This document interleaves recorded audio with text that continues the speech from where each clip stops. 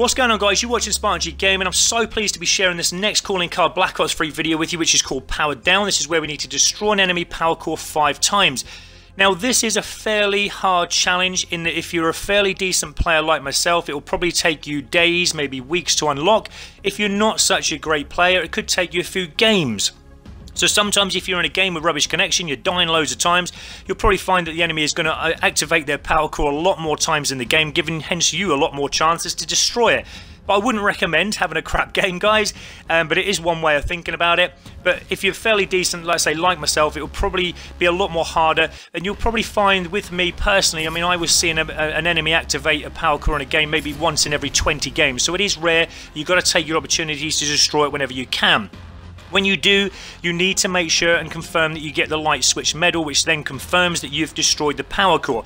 There was a few games a few weeks back where I was destroying power cores and I wasn't receiving the light switch medal, but I think there was a glitch going on in the game, like there mostly is with most calling cards in Black Ops. It's crazy, but you've got to make sure you confirm that light switch medal has appeared. Then it's one towards your 5. Now, your eyes don't deceive you there, guys. I did get 3 power cores destroyed in one game, but that's only because there was me and one other teammate against 6 other enemy. They were literally destroying us, and that obviously gave them more chances to get their high-end score streaks out. Remember, they need 1,250 points to activate a power core. They're obviously doing that and getting that, and that's why I got the chance to destroy 3 power cores in a game.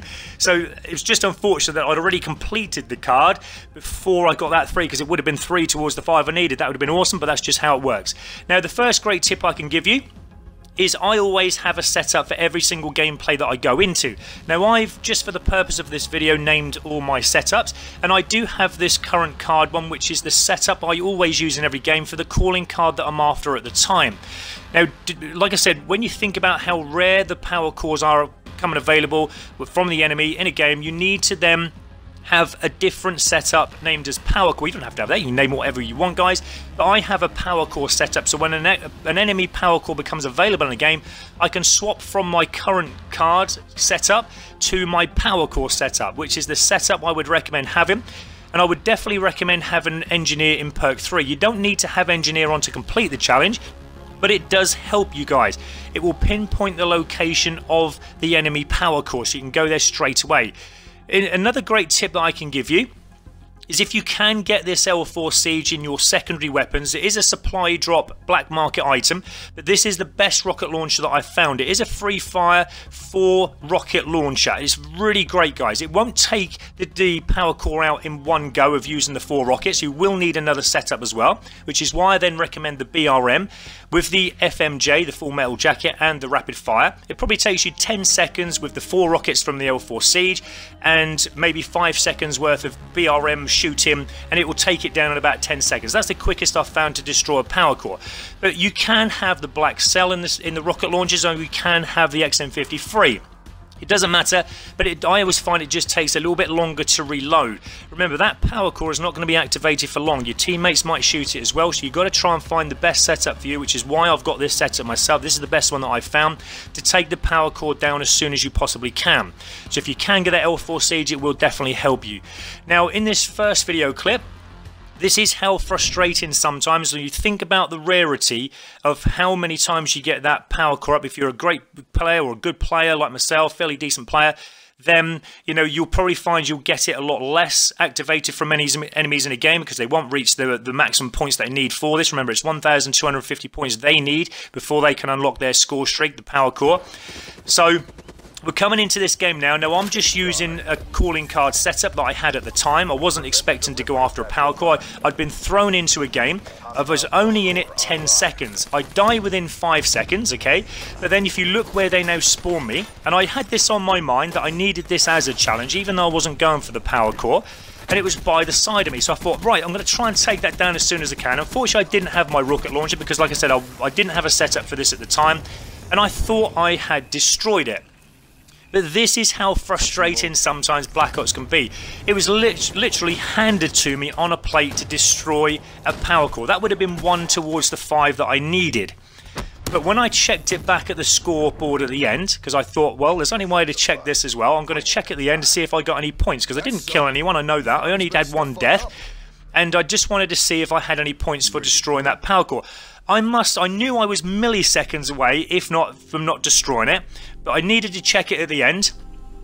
And I'll tell you now, guys, before that scoreboard comes up, I was really disappointed because I did not get any points, as you can see there. So it proved to me that I didn't get the destruction of that power core. So you've got to be so careful. I must have been milliseconds away from actually getting one towards my 5. But I was so disappointed, and that's how frustrating it can be. Knowing again that I'm probably not going to get a power core available again from an enemy in about maybe another 20-30 games. So it really upset me, that did. Okay, so anyway, we're now into a bit of gameplay now. We've got an enemy power core available. Now, at the time I was going for these first power cores, I didn't have the setup up because these were weeks and weeks ago. But you do obviously get them in games, the power cores become available with the enemy, and I didn't have the engineer on. Remember, you don't have to have engineer on, but when you do have engineer on, it will help you to pinpoint the exact location of where the power core is. If you haven't got engineer on, it doesn't matter, you just need to hunt around for it. But also, you've got to try and take down that power core if it's what you're after before your teammates take it down. Now, luckily there I was using a CUDA there with the FMJ on, and I did take it down before my teammates took it down, so I was quite fortunate on that one. Again, we're in another gameplay here now. We've just had another enemy power core activated because we're not having such a great game. I believe there was a lot of connection issues in this game, so there's a lot of teammates taking a lot of deaths, giving the enemy high points. And even though I was having a good game, I love having these power cores available. But then again, it's because we didn't have the engineer on, we have to find it. Now, when you use your mind and you think, yeah, where could an enemy power core be? Where would you place it? Try and have the mind of an enemy. Where would you place your power core? It's going to be in that little place where you spawn. You're not going to put it anywhere else. It's going to mainly be there, maybe 95% of the time. You can see there I took 4 rockets from my L4 Siege, maybe 5 seconds worth, as I said before, with the BRM, with the FMJ on, and it destroyed it. Luckily, I did take it out that quick, because I did get blown up by one of the RAPS drones, okay, so one of the RAPS drones. So it was just fortunate, again, I just had that correct setup there at the time, so I could take it down quick, because if I didn't have that setup, it would have taken me a lot longer, and I probably wouldn't have destroyed it. Now you can see the benefits in this next video clip of how the engineer in your perk free helps. You can see the exact location of where the power core is. Now I'm using the black cell at the moment. Now you can see as well the reason why I say don't use the black cell. Yes, it's got more of a damage on the rockets than what the L4 Siege has, so it's going to take you a lot less rockets, but you'll find in this video that it takes me 3 rockets from the black cell to take down that power core. But I'm not sure if my teammates had been shooting it before, so I can't confirm 100% that it's going to take you 3 rockets from the black cell to take that power core down. You've got to remember as well that in hardcore it will probably take you a lot less. But I don't like playing hardcore anymore. I always find that the teammates, they just shoot you for a laugh and you can't complete your challenges anymore. I used to love hardcore, but nowadays I don't bother playing it just purely because I'm fed up with teammates shooting me, and I literally go into games, I'll have maybe 10 kills myself, but I'll end up having 30 deaths, and that's because most of my teammates just shoot at me all the time. It really is frustrating. So this is core mode, guys, so it is going to take a little bit longer from your rocket launches and your bullets to destroy that core, but it doesn't matter, you can still take it down in good time.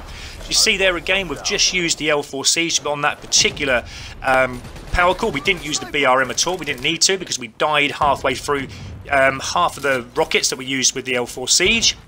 Okay, so we're in another video here now, and again the enemy power core becomes available. As you can see there, it's highlighted with that engineer on, so we see the exact location. Now, one thing I can recommend to you guys, well, and I shouldn't do this, and I shouldn't be recommending it to you, but with me, when I see a power core become available, because I know how rare it is, I just gun for that power core. I have in my sights forward vision. That's all I have. Any enemy from the side, yes, I'll probably die loads of time doing this, but I don't register them, which I should do really, I suppose. But remember, that power core is not going to be available for too long. You've got to set your sights on that and try and get there as soon as you possibly can, regardless of what's going on around you. If you don't, then your teammates are probably going to take that power core down before you do, or it's going to run out of time and then it's going to deactivate. So you've got to make sure you are running for that power core, get it destroyed as soon as you can. Now in this next video clip here again, you'll see another power core become available from the enemy, and We're just kind of coming from the back of the enemy spawn at this moment, and then, like I say, I think again, the gameplay wasn't all that great. My teammates on my team weren't having a great game. I wasn't either, to be honest, and that's where the enemy then start to get their high-end score streaks available. Remember, they need 1,250 points to unlock that power core, and as you see there, we've got it. Now, we're using another class at the moment for the calling card I was after at the time. So this is my power core setup. So we've now switched weapons to the power core setup. So I need to find where that power core is. But the only thing is, unfortunately, you have to die before your class will change. So now we've got that class change. We're this time using our power core setup. We can actually now see where the power core is. The great thing is as well, we've got our power core weapons that we've chosen. We've got the L4 Siege, we've got the BRM with the FMJ on, so we're going to take it down quick. The only thing was there, my teammates bumped me into the power core. So that happens at times, but with the L4 Siege, that's the only thing that's a little bit kind of wrong with it, because if you are close to it, because it is free fire, you'll find the rockets will blow you up if you're shooting anything reasonably close. But unfortunately, like I said, I wanted to take that power core out really quick. I wasn't thinking about the position where I was standing, and I just wanted to take that power core down as fast as I could, which is why I blew myself up. But luckily we came back. That was the last one I needed, and we got the 5 in total that we needed. It took me maybe a few weeks to do, guys, because, like I say, I'm a fairly decent player and it will take me a little bit more longer. But if you're not having a great game and you're finding you're not a great player, then you will probably do this over a period of a few games. But that is the calling card. It is a really nice calling card, actually. I do like the colours of that. It's kind of, I don't know what you'd call that creature there. I don't know if it's like a kind of a, I don't know. You let me know what that creature is there, guys, that little animal there. I don't know if it's kind of like a little bit of a badger. I don't know. The colours are like a badger. But explain to me, guys, if you leave me a comment, and if you know better than me what that little animal is on that card, then I'd love to know.